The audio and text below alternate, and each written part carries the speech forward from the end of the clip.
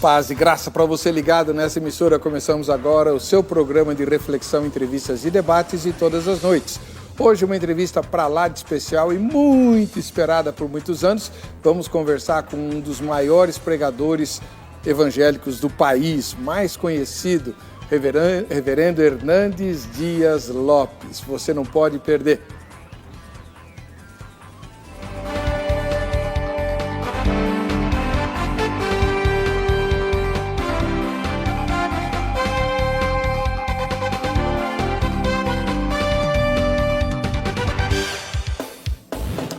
Olá, em nome da Academia Teológica da Graça de Deus Agrade, começamos mais essa edição do programa Vejam Só, hoje com muita alegria, recebendo o Reverendo Hernandes Dias Lopes, pessoa conhecidíssima do público evangélico brasileiro e que transita de forma muito fácil por todas as denominações, e olha que isso não é nada fácil, né?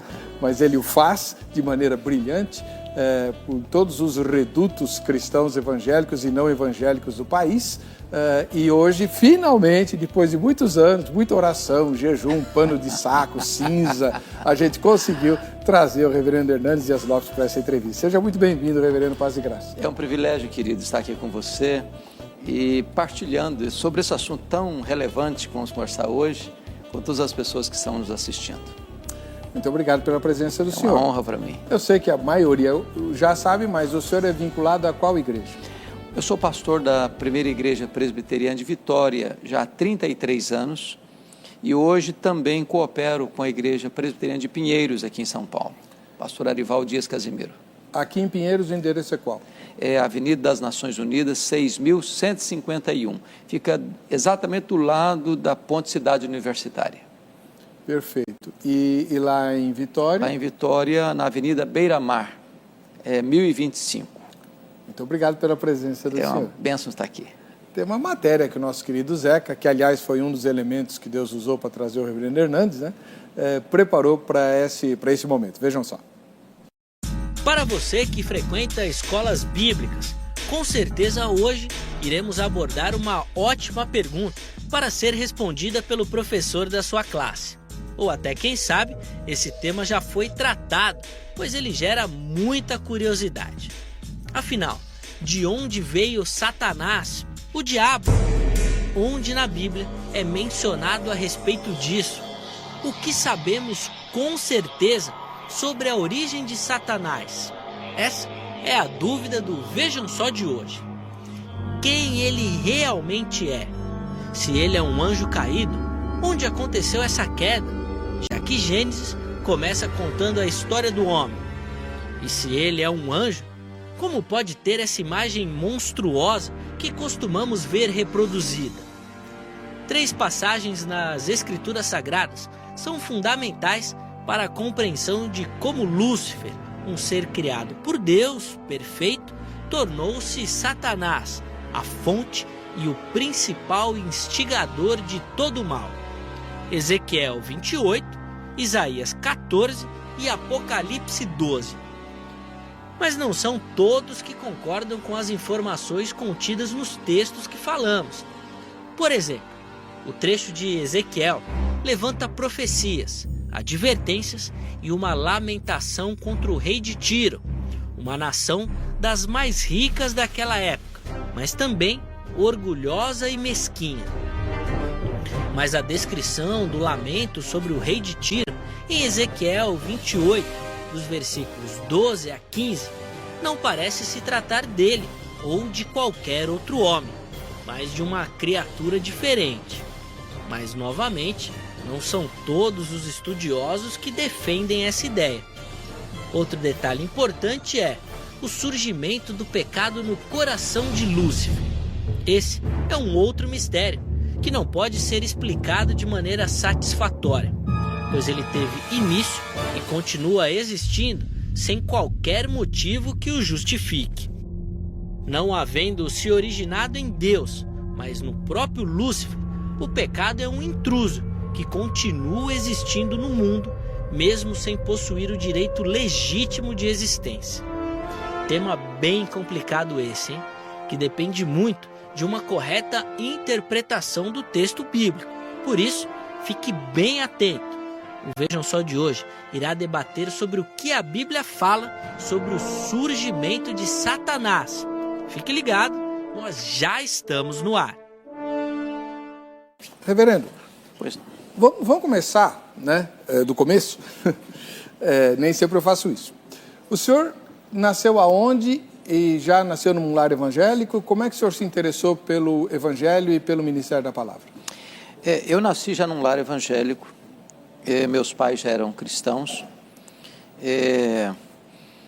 porém tive que sair de casa com 12 anos de idade, porque meus pais moravam na região rural e eu tinha um sonho de estudar. Com 12 anos eu saí de casa e desde então eu nunca mais voltei para a casa dos meus pais. O senhor é de onde? Eu sou do estado do Espírito Santo, interior do Espírito Santo. E Não é de Cachoeiro, não, né? Não, Nova Venécia. Mas a minha conversão, de fato, aconteceu quando eu tinha 17 anos. Embora sempre frequentei a igreja, nunca abandonei a igreja, mas a minha experiência de novo nascimento, de uma experiência profunda, real com o Senhor Jesus, aconteceu com 17 anos de idade. Que bonito. E foi na igreja presbiteriana? Na igreja presbiteriana. É curioso que eu quando comecei a minha carreira cristã, eu pedi um dia para pregar. Meu pai era um presbítero da igreja, e eu disse assim para ele: papai, será que a igreja deixaria eu dar uma aula de escola dominical? Eu acho que eles foram muito corajosos. Não, vamos deixar sim. E eu preparei uma lição, e é curioso que com 15 minutos eu não tinha mais nada para falar. Mas na semana seguinte me convidaram para pregar, eu aceitei com muito temor. Aí as pessoas começavam a dizer assim: você precisa ser pastor. Eu abominava a ideia. Meu sonho de criança, e até de juventude, era ser político e advogado. Não brinca. Eu não perdi um comício por nada. Eu queria escutar até o último orador, enquanto ele não descia do palanque, eu não ia embora. No dia que eu fiz 18 anos, eu tirei meu título, me filiei num partido e tinha sonhos nessa área, até o dia que Deus me chamou para o ministério. Eu conversava com um presbítero amigo e dizia para ele que depois que eu me tornasse um advogado, que eu tivesse uma carreira política, aí eu entraria num seminário para fazer teologia, para servir um pouco melhor a Deus. Ele botou o dedo no meu nariz e disse assim: você está querendo dar a sobra para Deus. Deus quer você hoje, agora, com a sua juventude, com a sua inteligência, com o seu vigor. Aquela palavra entrou como flecha no meu coração. E eu saí daquela conversa 100% convicto de que Deus me queria no ministério. E eu entrei no seminário com 19 anos de idade. O senhor fez qual seminário? Seminário de Campinas, Seminário Presbiteriano de Campinas. Internato? Exatamente. E que época foi? Não foi naquela época conturbada, ou foi? Foi um pouquinho depois, 78 a 81. Foi um tempo áureo do seminário, uma juventude brilhante, graças a Deus. Hoje, pela graça de Deus, alguns expoentes da igreja foram daquele período, um período assim de ânimo, de entusiasmo, uma juventude que tinha muitos sonhos no coração, e foi uma coisa muito linda, preciosa. O senhor tem quantos anos de ministério, Reverendo? 36 anos. 36 anos de ministério, graças a Deus. Bom, a gente está conversando aqui com o reverendo Hernandes Dias Lopes, um dos pregadores mais conhecidos do país, por causa do trabalho dele na televisão. Quanto tempo esse trabalho já tem? Já estou na televisão há mais de 16 anos. Começou onde? Eu comecei lá em Vitória, alguns programas esporádicos, mas nós começamos com o programa Verdade e Vida, que ainda está hoje no ar, indo ano que vem para a Band Rede Nacional. Então, e com outros programas, e depois que em 2010 eu vim para ser diretor da Luz para o Caminho, que é uma agência missionária que trabalha com a área de produção de conteúdo de televisão, de internet, aí isso ampliou bastante, graças a Deus. Agora, reverendo, o custo dos programas na televisão é bancado pelo senhor, pela sua igreja ou pela denominação? O programa Verdade e Vida é bancado pela Igreja Presbiteriana do Brasil. Eu faço também o Cada Dia, que é patrocinado pela Igreja de Vitória. O Cada Dia é da igreja? É da Igreja de Vitória. Fizemos o Conexão com Deus, que é patrocinado pela Igreja Presbiteriana de Pinheiros, hoje está em redes sociais. E, via de regra, eu pessoalmente não sou aquele que sustenta financeiramente o programa. A igreja que faz isso, a denominação que faz isso. Muito bom, um trabalho muito bom, né? É muito bom. O nosso presidente, o ex-presidente do Supremo Conselho nosso, na época que ainda chamava Supremo Conselho, tentou fazer isso, mas infelizmente a Igreja Presbiteriana Independente não se aglutinou o suficiente para isso, né? Eu fico muito contente de ver essa unidade dos irmãos da IPB em se unir para que o senhor esteja semanalmente. Porque eu acredito, sabe, que a igreja precisa usar todos os recursos. Algumas pessoas não, é este ou aquele. Não, acho que tem que se usar todas as janelas abertas para anunciar o Evangelho. No mundo de hoje, você pensar em pregar a palavra entre quatro paredes para um grupo de 200, 300, 500, 1.000, 2.000 pessoas, é não otimizar os recursos que Deus está colocando nas nossas mãos. Então é a televisão, é o rádio, é a internet, são as redes sociais, são janelas que Deus está abrindo para o mundo e nós temos a possibilidade, a oportunidade de levar essa mensagem da esperança para o mundo inteiro. Isso é fantástico. Daqui a pouquinho eu quero conversar com o senhor sobre o púlpito brasileiro, né? Como é que o senhor tem analisado as pregações, etc. Mas antes eu queria fazer uma pergunta para o nosso telespectador. Vamos colocar no ar a nossa enquete. Ela está lá no nosso Facebook, facebook.com/programa Vejam Só. Vamos ver? Em geral, você prefere os sermões de que tipo? Nós colocamos 2 só, porque é o que o Facebook permite, tá? Para alternativas. Você prefere os sermões do tipo temático, isso é, o sermão que explora um tema, né? Ou você prefere o sermão do tipo expositivo? Então, para quem é leigo, vamos lá. Temático é o sermão que explora um tema, o amor de Deus, tá? O sermão expositivo explora uma passagem da Bíblia, a parábola do filho pródigo, né? Só para falar o sermão, né, o mesmo assunto abordado por dois estilos, né? O amor de Deus é o assunto de fundo da parábola do filho pródigo, né? Mas uma coisa é você pregar sobre o amor de Deus e outra, muito diferente, é pregar em cima da passagem do filho pródigo. Então, o temático é aquele que explora o tema e o expositivo que explora a passagem. Qual dos dois você prefere ouvir, né? Ouvir. Se você for pastor e pregador, qual dos dois você prefere pregar, tá? Vamos lá, no fim do programa a gente vai ter aí uma avaliação provisória, né? Porque a enquete fica no ar até a exibição do programa. A gente só vai ver o retrato do momento da nossa gravação, tá bom? Ah, mas eu queria tanto aprender a Bíblia, queria pregar, tal, né? Eu quero fazer para você um convite. O ano de 2019 está aí e a Agrade também, pertinho da sua casa. Mais de 600 endereços diferentes para você estudar a Bíblia. Em todas as unidades da Agrade você tem o curso bíblico, né? E você pode descobrir qual é a unidade perto da sua casa ligando no horário comercial para 0 operadora 11 3115 0819 3150819. No horário comercial você liga lá na sede da Agrade, na Praça da Sé, e se informa sobre o endereço mais próximo da sua casa. A Agrade tem muitos outros cursos também, inclusive o curso de oratória para quem quer falar em público, tá bom? Liga lá.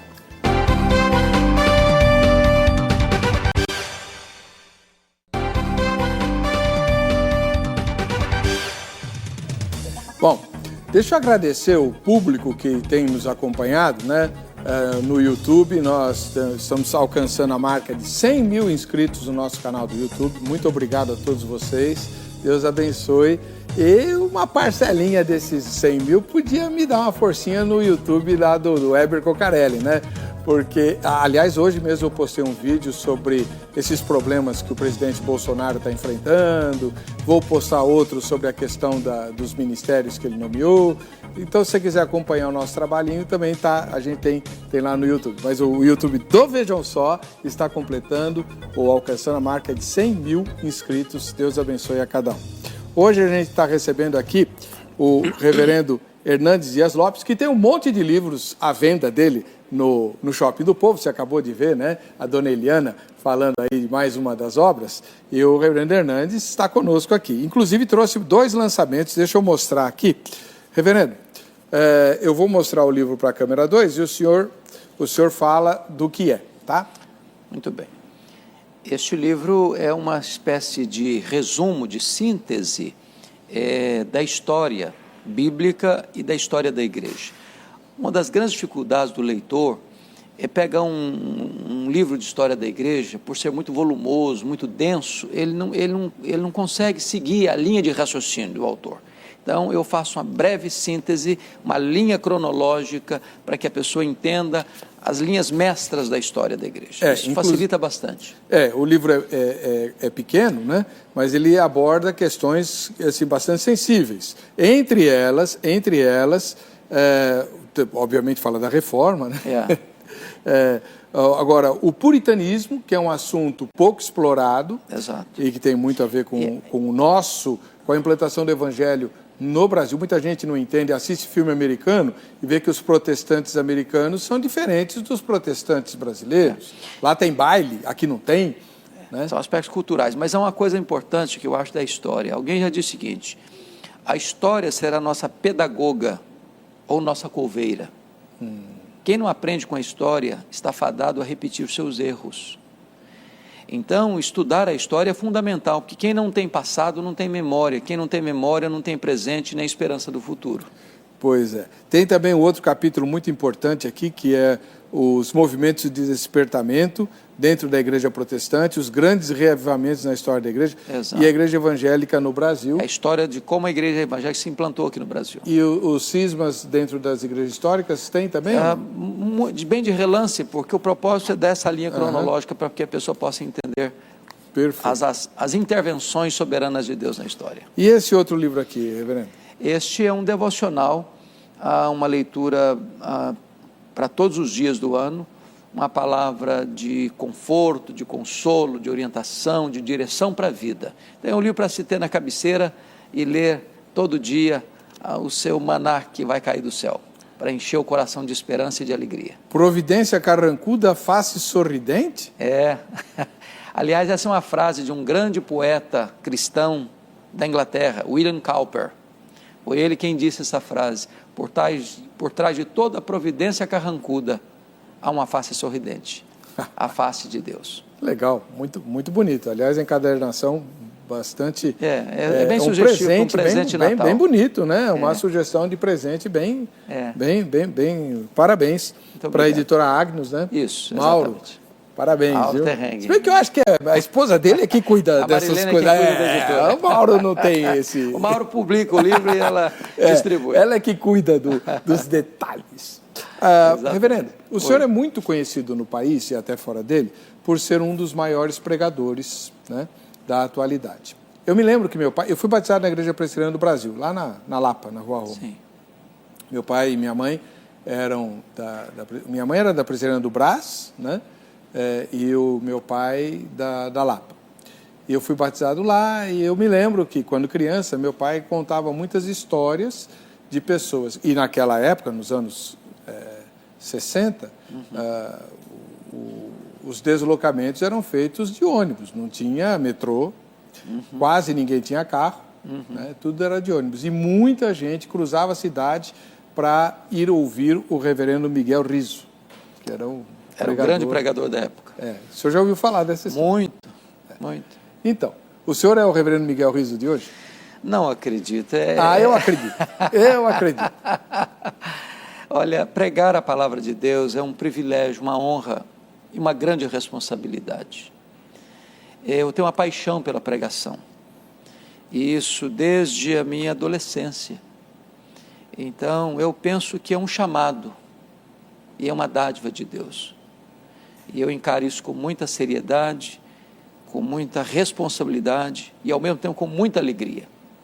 Eu praticamente prego todos os dias, em média 580 a 600 vezes por ano, e faço isso com a maior alegria, com o maior entusiasmo. Às vezes eu vou pregar, estou cansado, moído. Quando eu chego, prego, parece que eu dormi 8 horas e eu saio dali remoçado, animado de novo. Então, pregar para mim, às vezes vou sair de férias, e se eu estou num lugar que eu posso pregar, eu prego, e aquilo não é para mim um peso e nem um cansaço, para mim é um refrigério. Eu vejo isso com alegria. Então, agora, essa paixão pela pregação, ela tem raiz anterior ao seu chamado, né? O senhor gostava dos discursos dos políticos. Isso tem uma coisa muito a ver. E quando eu cheguei no seminário, foi muito curioso, que o meu professor de filosofia, que o senhor deve conhecer, Paulo Viana, ele percebeu essa veia em mim e começou a me dar livros de oratória. Então, eu passava no sebo, comprava aqueles livros clássicos de oratória. O Paulo Viana é o genro do Boanerges Ribeiro. Reverendo Boanerges. O Reverendo Boanerges casou meus pais. Olha isso. Então ele me incentivou muito também. Ele me passava os livros de oratória e eu ia lendo. E nem sabia eu que Deus ia abrir esse cenário para eu me tornar um pregador no nosso país e em alguns lugares fora dele. E os anseios políticos morreram? Eu diria o seguinte, eu entendo hoje, e respeito quem pensa diferente, mas eu entendo que se o seu chamado é para ser pastor, eu citaria a frase de Charles Haddon Spurgeon para os seus alunos. Ele dizia o seguinte para os seus alunos: meus filhos, se a rainha da Inglaterra convidar vocês para vocês serem embaixadores em qualquer lugar no mundo, não aceitem, não aceitem. Vocês já são embaixadores do Rei dos Reis e do Senhor dos Senhores. Uau! Essa vocação é mais sublime. O Spurgeon falava isso? Falava isso. Que bacana. Então eu entendo que aquele que tem um chamado para ser pastor, ele tem o maior e o mais sublime dos chamados. Ele deve ser fiel e dedicar toda a sua atenção a esse chamado. Mas a gente está morrendo de curiosidade de saber qual partido o senhor se filiou na juventude. Só tinha 2 na época. Verdade. O MDB e a Arena. Bom, meu pai era vereador do MDB e eu me criei nesse espírito. Na época a gente tinha grandes sonhos, grandes ideais. Infelizmente hoje o partido até voltou para a sigla MDB, mas perdeu completamente aquela paixão, aquele idealismo, aquele sonho. E infelizmente hoje eu não diria para você que eu teria a mesma paixão por esse partido. Ainda bem que o Ulisses Guimarães morreu, senão ele morria agora de desgosto. De desgosto, muito provavelmente. Não, sem dúvida alguma. Então o senhor estava alinhado mais para o MDB? Na época, sim. O senhor tem tendência a linha de esquerda ou não? Não, eu não tenho tendência esquerda. Hoje, ao contrário, hoje eu acho que a esquerda se corrompeu de tal maneira que eu penso que nós estamos precisando dar uma guinada mais para a direita. Tem sido nada, É por isso que eu vi com muito entusiasmo, me permita dizer isso no programa, a eleição do Bolsonaro, porque acho que a esquerda estava indo para uma linha não só ideológica complicada, mas também para uma questão de desconstrução dos valores cristãos, desconstrução da família, desconstrução da questão da ética, na política. E então nós vimos um Brasil sendo aparelhado para a corrupção e eu penso que a eleição do novo presidente trouxe para a nação brasileira uma espécie de esperança de que nós retornaremos a uma agenda de integridade moral, de integridade política e de valorização dos valores que devam ser as colunas mestras da construção da sociedade, normalmente da família. Como é que o senhor vê como um dos principais expoentes do mundo evangélico sério, né, porque tem isso também, né? O reducionismo com o qual nós somos retratados pela grande mídia e pela grande sociedade, como se o discurso cristão, sobretudo o discurso evangélico, fosse apenas falar mal de gay e de quem defende o aborto. É uma pena, porque penso que quem faz essa crítica ou não conhece ou é mal intencionado. Ou não conhece ou é mal intencionado. Porque a igreja protestante, ela é protagonista das grandes transformações sociais, é protagonista da academia, é protagonista dos grandes avanços científicos, e é da democracia, que dá oportunidade a essas pessoas de falar essas bobagens. Exatamente, e mais, das grandes causas sociais, né? Hospitais, asilos, tudo aquilo que a sociedade tem hoje que aplaude, Isso é fruto do protestantismo. Então, existe um livro de um autor francês, Do Futuro dos Povos Católicos. E nesse livro o autor defende que as nações que nasceram sob o signo, sob a bandeira, sob a égide do protestantismo foram nações prósperas, ricas, em todos os setores da sociedade. E aquelas que não tiveram esta influência mergulharam na pobreza e no atraso cultural, científico e religioso, inclusive. Pois é. Então, essa forma de... Como é que o senhor acha que os evangélicos devem se defender? Porque existe uma ala grande nossa que é muito estridente, responde às provocações, acho que a gente cai em várias armadilhas, né? Com a estridência, fica estrebuchando, né? E a gente tem ajudado a outra ala, os nossos adversários, a insistirem que a nossa agenda consiste apenas de condenar o aborto e condenar os gays. Eu penso que essas pautas, elas precisam ser também trabalhadas, porém, limitar a influência cristã, evangélica, protestante apenas a essas pautas, é um reducionismo primário, né? Então, a igreja protestante, evangélica, ela precisa primar, primeiro, não fazer da igreja um curral eleitoral, não fazer do púlpito um palanque, não transformar a igreja num grupo de pessoas domesticadas para seguir a cabeça deste ou daquele líder religioso. Porque o que nós entendemos é que o protestantismo resgata essa ideia do sacerdócio universal dos crentes, em que cada crente, ele é um bereano, ou seja, ele tem capacidade de ouvir quem está falando, filtrar o que está sendo falado e tomar suas decisões. Então, ele não é domesticado. E ele tem uma pauta, por exemplo, se você pega a obra do socialismo de Calvino, dos reformadores da época, eles pensavam numa sociedade justa. Eles tratavam da questão de juros, eles tratavam da questão de distribuição de renda, eles tratavam da questão da justiça social, eles tratavam da questão do trabalho, eles tratavam da questão do desenvolvimento pleno da nação. E eu penso que essa compreensão macro, ela é fundamental. É claro que tem essas agendas morais, por exemplo, nós somos contra o aborto de fato, nós temos a ideia de que Deus instituiu a família e a família tem parâmetros, né? A família, o casamento, ele é heterossexual, ele é monogâmico, ele é monossomático, ele é indissolúvel. Essas são pautas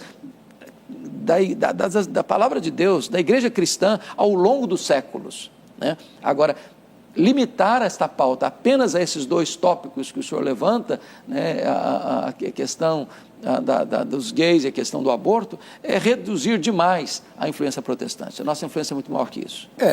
Na verdade, a intenção é muito clara, né, dos adversários. Eu discordo do senhor que o povo não nos conhece. Conhece muito bem. É mal intenção mesmo. Então, a ideia todo crente é burro, porque essa ideia já existia no passado, ser evangélico é ser ignorante, né? Então, todo crente é burro, por quê? Burro por quê? Porque dá dinheiro para o pastor, dá o dízimo lá. Porque é contra os avanços da sociedade. Quais são esses avanços? É aquilo que o povo está chamando hoje de direitos individuais. Como se os evangélicos fossem contra os direitos individuais. Como o senhor acabou de falar, foi justamente o protestantismo que os resgatou. Por exemplo, essa questão de acusar as pessoas, um evangélico, de ser um ser retrógrado, atrasado, estatisticamente está provado, primeiro, que o evangélico lê mais do que as outras pessoas, 3 vezes mais. Então, faz parte da formação evangélica o seguinte, é que os pais precisam ensinar os seus filhos, da educação dos seus filhos. Não tem, basicamente, analfabetismo no meio do protestantismo. Então, faz parte da bandeira protestante a cultura, o conhecimento, o avanço intelectual. É o contrário, a nossa agenda é exatamente o contrário disso, da ignorância. Então eles querem, e muitas vezes a gente veste a carapuça, cai na armadilha, né? Esse é bem verdade também, Heber, que existem no universo evangélico muitas pessoas que exploram a ignorância do povo. Claro, né? Em toda parte. Existe uma massa de pessoas que parece que desistiram de pensar e querem, e é mais fácil, é mais cômodo que outras pessoas pensem por elas, né?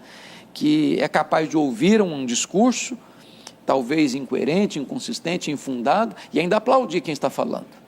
Então, eu acho que faz parte da bandeira evangélica levar as pessoas para a verdade. A verdade, ela ilumina, a verdade esclarece.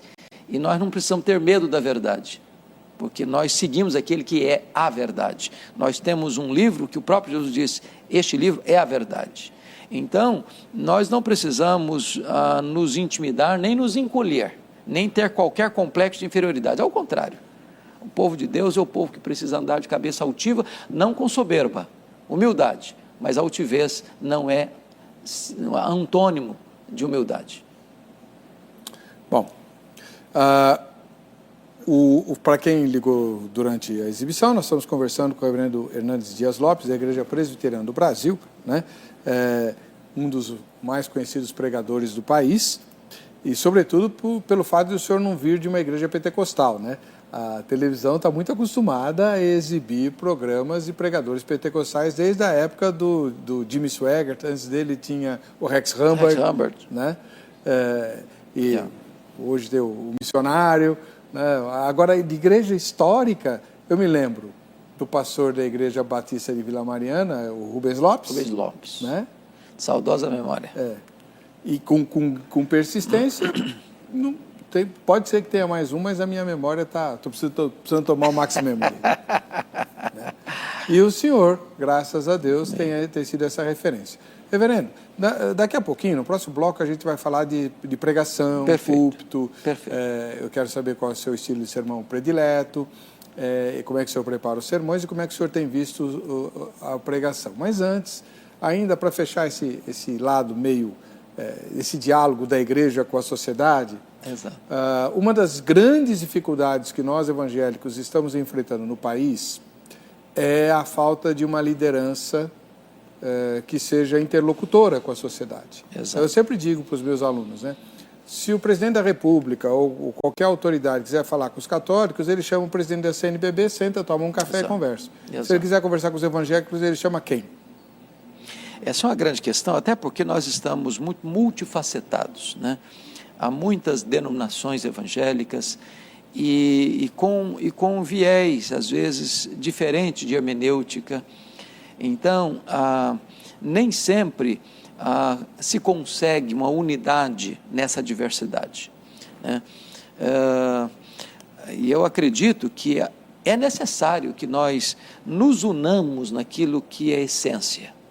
Se nós nos sentarmos para discutir as nossas diferenças, nós teremos muitas. Mas se nós nos sentarmos para discutir nossa unidade, nós temos um ponto que é essencial, que é básico, e esta união está em Cristo. Se nós estamos em Cristo, nós somos um. Unidade não se cria, unidade se mantém, a unidade já existe.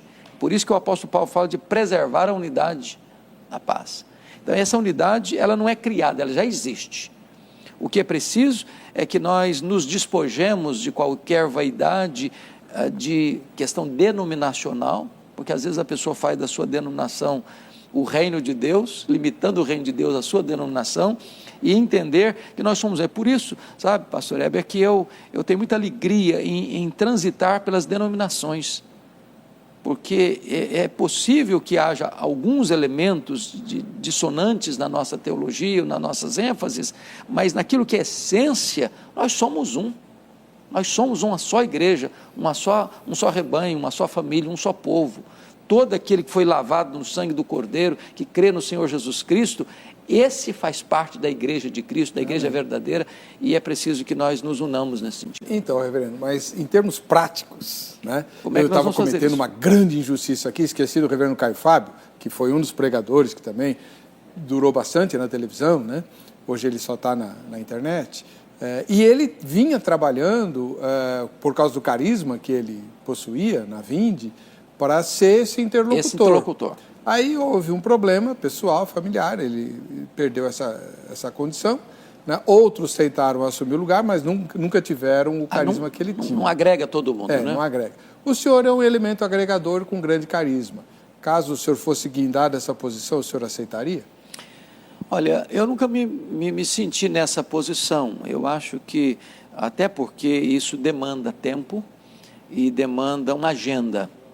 E como eu estou muito focado neste chamado que Deus me deu, que é a pregação, por entender que esse é o meu dom, assim, mais relevante, eu estou focado nisso. Mas eu acho que talvez tenha pessoas mais preparadas do que eu para assumir esse posto. Mas eu sempre me coloco à disposição de Deus para qualquer coisa que Ele me chamar, eu estou pronto. Um servo não diz não, um servo bate continência. Amém. A gente vai para o intervalo, na volta vamos falar sobre pregação, aqui no Vejam Só.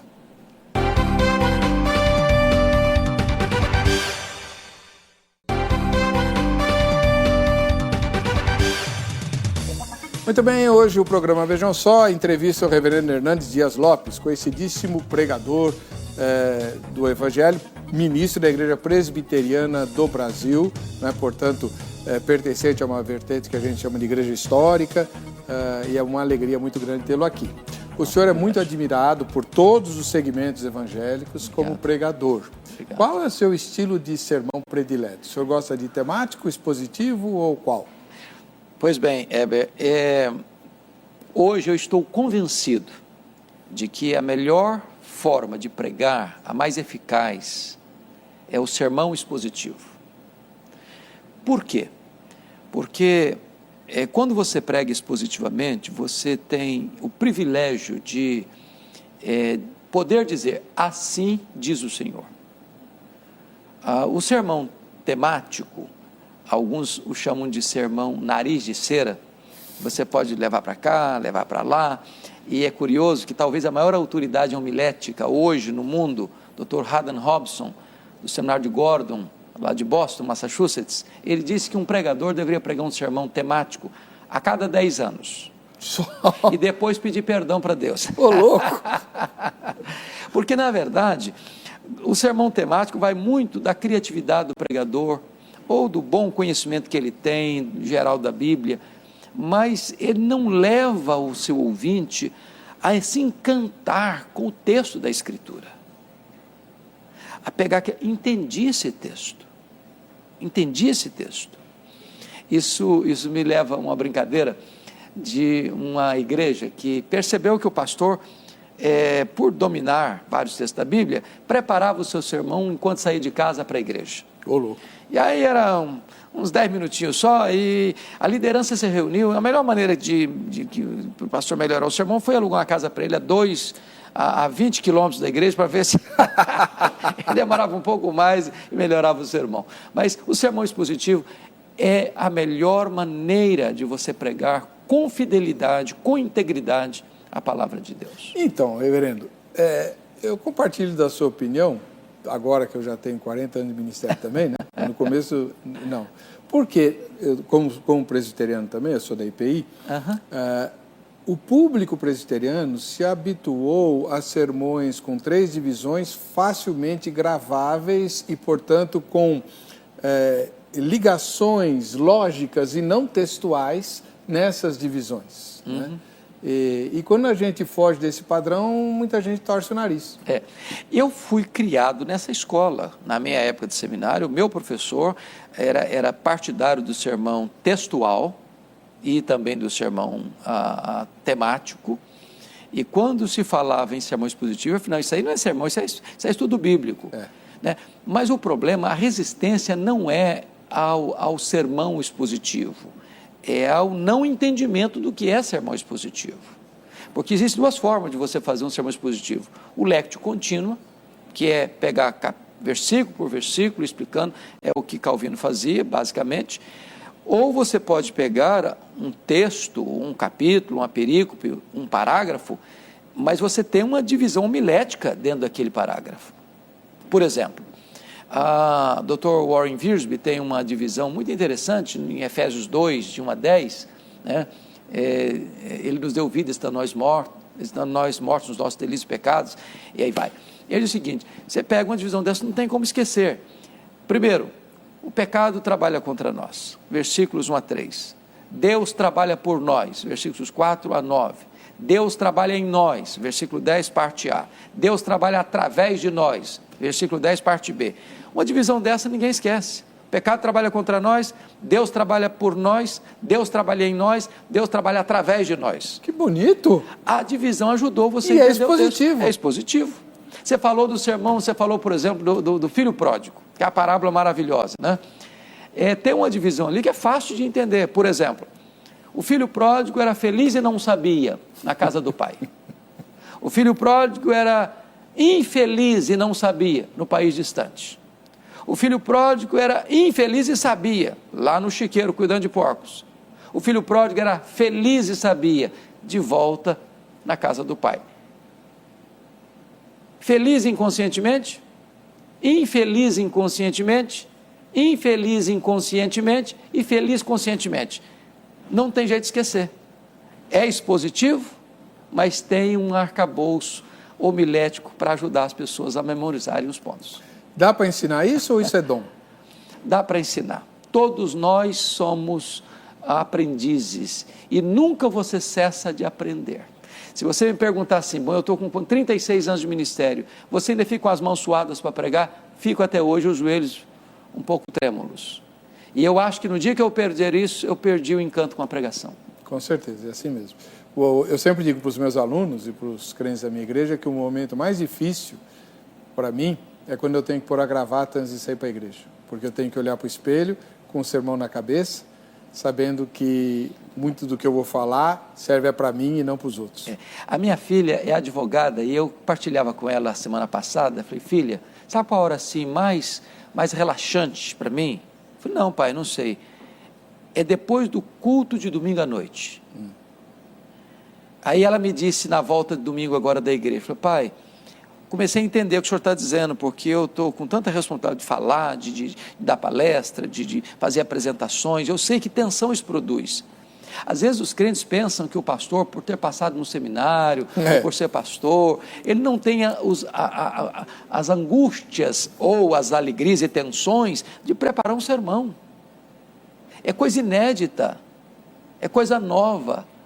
E você trazer aquele alimento para o povo, e você ter a alegria de partilhar aquilo com a igreja, e de você entrar para o seu escritório, pedir a Deus sabedoria, pedir a Deus graça, pegar o texto, examinar o texto, e eu entendo que pregação expositiva possa ser resumida em 3 verbos: ler o texto, explicar o texto e aplicar o texto.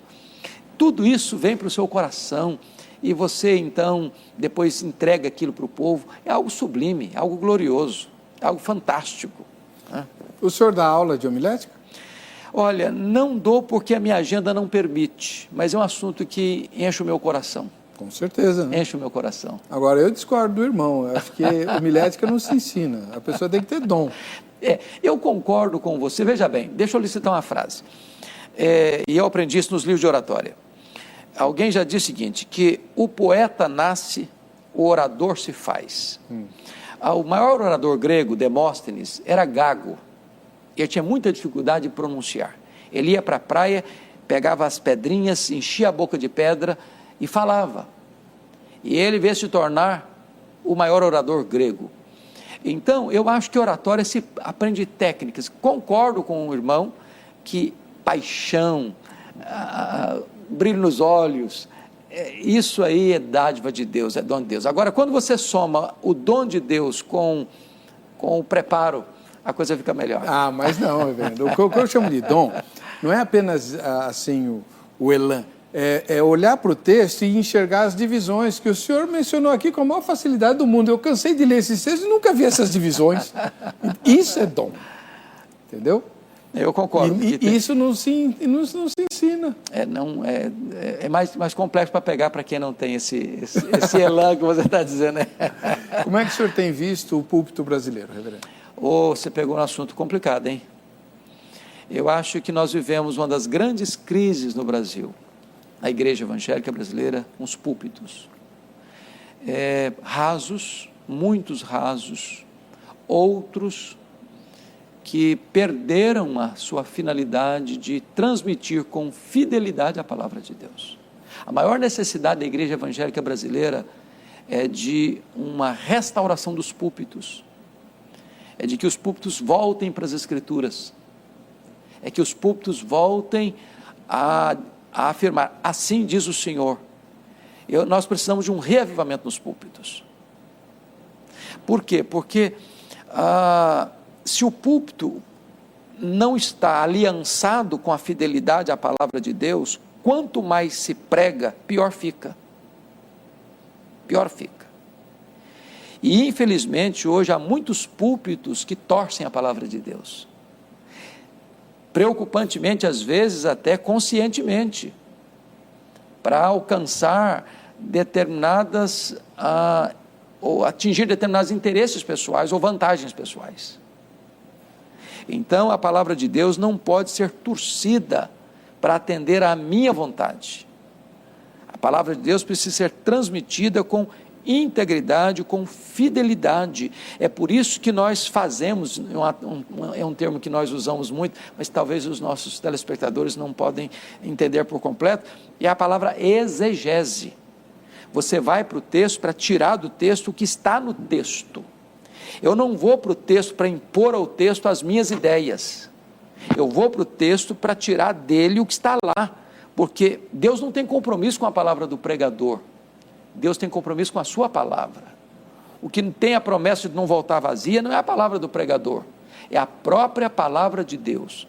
Quando o pregador não prega a palavra de Deus, ele se torna um falso profeta, porque promete em nome de Deus o que Deus não está prometendo, proíbe em nome de Deus o que Deus não está proibindo.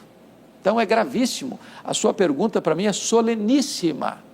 Nós estamos precisando de uma restauração, de uma reforma e de um reavivamento nos púlpitos no nosso país. E como fazer isso, reverendo? Porque nós fizemos isso, uma reforma na liturgia, principalmente na parte de música. Eu lembro quando eu era criança, a parte de música era muito desprestigiada na nossa igreja, cantava-se de forma arrastada, né? Os crentes eram chamados de cordeiros por causa do mestre, mestre. Lembra desse? Lembro. Que é muito bonito, por sinal, mas não é cantado assim, né? Então aí vieram os Vencedores por Cristo e outras bandas e revolucionaram a parte de música na igreja, às vezes até com um pouco de exagero. Há cultos em que tem muito mais música do que pregação, né? Por uma razão. Por exemplo, quando a pregação é fraca, outra coisa é para você preencher esse vazio, esse espaço. Então, você sabe, quando você chega numa igreja, eu prego em muitas igrejas, diversas denominações, eu chego, imediatamente eu tenho um diagnóstico se esta igreja é uma igreja que está acostumada com o cardápio da palavra de Deus ou não. Quer um exemplo? Você chega, abre o texto para pregar, e leia o texto, terminou de ler, o povo faz isso aqui, ó. Você pode saber que essa igreja não está acostumada com Bíblia. Ela não vai, ela não tem expectativa de que o pregador vai pegar aquele texto que leu e vai expor aquele texto. Tem pregador que lê o texto, vai embora o texto, nunca mais volta para o texto. Então, uma igreja acostumada com a exposição da Bíblia, ela vai acompanhar. E aí é maravilhoso, porque o pregador, se ele não pregar com fidelidade, o povo vai perceber, não, o pastor está pregando uma coisa aqui que não está aqui. Mas não é isso que o texto está dizendo. Então nós precisamos ensinar o nosso povo a amar a palavra de Deus, expondo a palavra de Deus, para que quando terminar o sermão, o povo não esteja, que pregador fantástico. Não, a questão não é essa, que texto maravilhoso, que verdade gloriosa, que Deus sublime. Então, não vai se encantar com o pregador, vai se encantar com a pregação. Amém, glória a Deus. Bom, a gente pode perguntar sobre que tipo de sermão as pessoas gostam de ouvir, né? Lá na igreja, lá na Crentolândia. Vamos ver o que nós ouvimos. Você prefere mais uma pregação expositiva ou uma pregação temática e o porquê da sua escolha? Eu prefiro mais a temática, né? Porque, pelo menos no tema que o palestrante está falando, você sabe o que é que ele tá tratando, né? Ele não vai devagar por assuntos da cabeça dele, alguma coisa que ele possa... Então tem um tema, é mais fácil de você avaliar se está dentro, se está fora, se está certo, se está errado, entendeu? Então dá para você fazer uma análise melhor, por isso que por dar para fazer uma análise melhor, eu prefiro essa, entendeu? Eu prefiro um expositivo, porque na verdade traz uma realidade para a gente, um fácil entendimento. Então, nós tratamos de várias culturas hoje, pessoas pobres, ricas, pessoas que nunca ouviram falar da palavra, ou já ouviram, mas através de quando era pequeno e não acreditaram porque se espelharam em alguém, se espelharam no homem. Então, uma exposição traz uma realidade, traz um figurativo, traz algo que as pessoas entendam com mais facilidade. Eu prefiro o expositivo, até porque eu me identifico mais, né? E acho que para mim se torna mais claro até na hora de ministrar. A expositiva ela seria melhor para atingir o alvo, que ela explica o texto e o contexto. A própria palavra ela é autoexplicativa, né? Você lê um versículo em uma parte, aí você vai nas referências, esse mesmo versículo está explicando em outra passagem e tanto está trazendo a resposta anterior como a resposta em outros livros ele está trazendo a mesma resposta. Ou seja, a própria Bíblia ela não se contradiz. Se você traz um texto, um assunto temático, você pode se contradizer. Eu escolheria o temático, né? Você pega um tema, né, e estuda aquele tema ali e em cima ali da palavra, né? Você relata o que Deus trouxe para você, né? Eu prefiro ela expositiva, né? A maneira do pregador se expressar, eu acho que fica mais claro para a gente compreender. Dividiu bastante, hein? Mas é curioso que quando as pessoas dão a justificativa porque prefere isso, prefere aquele, às vezes não está ainda no núcleo da coisa. Por exemplo, quando você fala eu prefiro o temático, é claro que se você vai desenvolver um tema, a pessoa pode, entendi esse assunto, isso é ótimo. E não estou dizendo que o sermão não possa ser temático, que não possa ser um sermão textual, ou que tem que necessariamente sempre ser expositivo. Por exemplo, nós estamos agora nos aproximando do Natal. É possível que você pegue o tema, o nascimento de Cristo, e passeie pelos evangelhos, por todos os relatos e contextuais do nascimento de Cristo. É legítimo isso. O que não pode jamais deixar de ser é que o que precisa ser esclarecido é o texto. O sermão não pode brotar da cabeça do pregador. Por exemplo, o camarada diga assim, eu já tenho o sermão pronto, só falta o texto agora. Então, ele produziu o sermão fruto da imaginação dele. Não, o sermão não importa se ele é textual, se ele é temático, se ele é expositivo, o pregador precisa pregar a palavra. Não é sobre a palavra, é a palavra. Então, é fundamental, senão ele não está pregando, ele está fazendo um discurso religioso. Mas quando ele pega o texto da Escritura e explica esse texto, aplica esse texto, aí ele está pregando. Porque aí ele está levando o povo de volta para a Escritura. E esta palavra é a verdade, esta palavra é alimento, esta palavra é poderosa, essa palavra é eficaz. Agora, eu posso ser eloquente, eu posso ser emotivo, se eu estou pregando fruto do meu coração e não da palavra de Deus, eu fiz um discurso religioso, mas eu não preguei. Eu não preguei. Uma última pergunta, reverendo. Sim. Como é que o senhor tem visto a tendência de muitos pregadores usarem técnicas ligadas à programação neurolinguística, ou então técnicas ligadas às terapias de autoajuda, e colocar isso no sermão? Veja bem, eu acho que toda vez que eu tento acrescentar algo à palavra, eu estou diminuindo a eficácia da palavra. A palavra, ela tem vida em si mesma, ela não precisa de muleta, ela não precisa de auxílios para mantê-la de pé. Ela é viva, ela é poderosa, ela é eficaz. O que nós precisamos não é buscar acessórios, o que nós precisamos é nos aprofundar nessa palavra.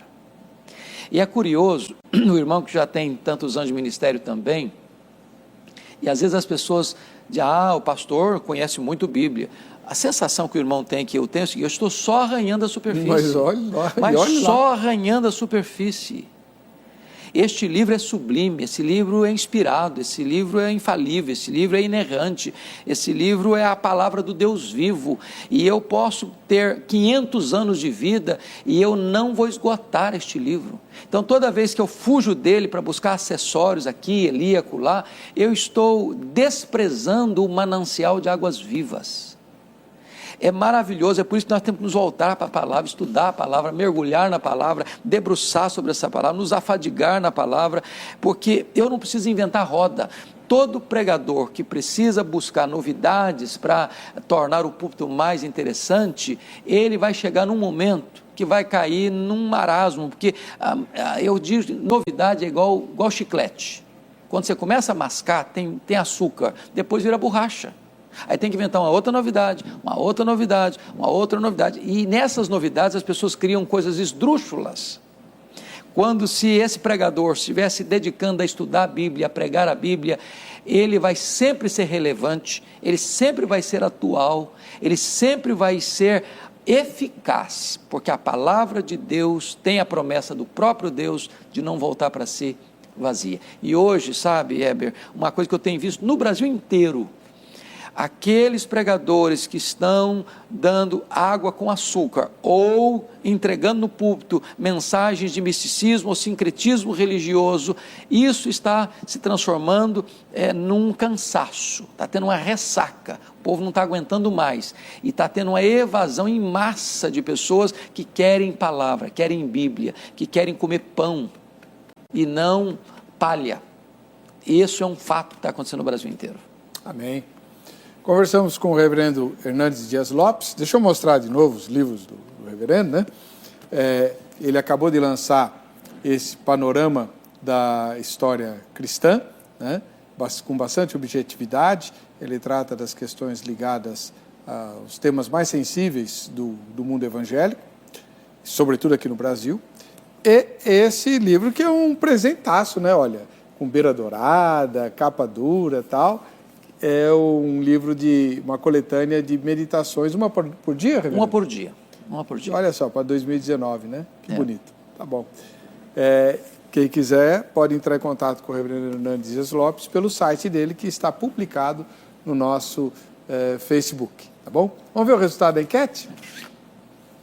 80% prefere positivo. Tá bom. É uma coisa boa, né? É maravilhoso isso. Deus abençoe a todos. Muito obrigado pela presença, reverendo. É um privilégio, pastor Heber, de estar aqui com o irmão, de participar desse programa, e eu espero que esta entrevista possa redundar em despertamento, de interesse, para que as pessoas se voltem para a palavra e amem a pregação expositiva. Amém. Contamos com o senhor o ano que vem. Contem comigo, eu estou sempre aqui às ordens. Vamos lá. Deus abençoe. Um grande abraço.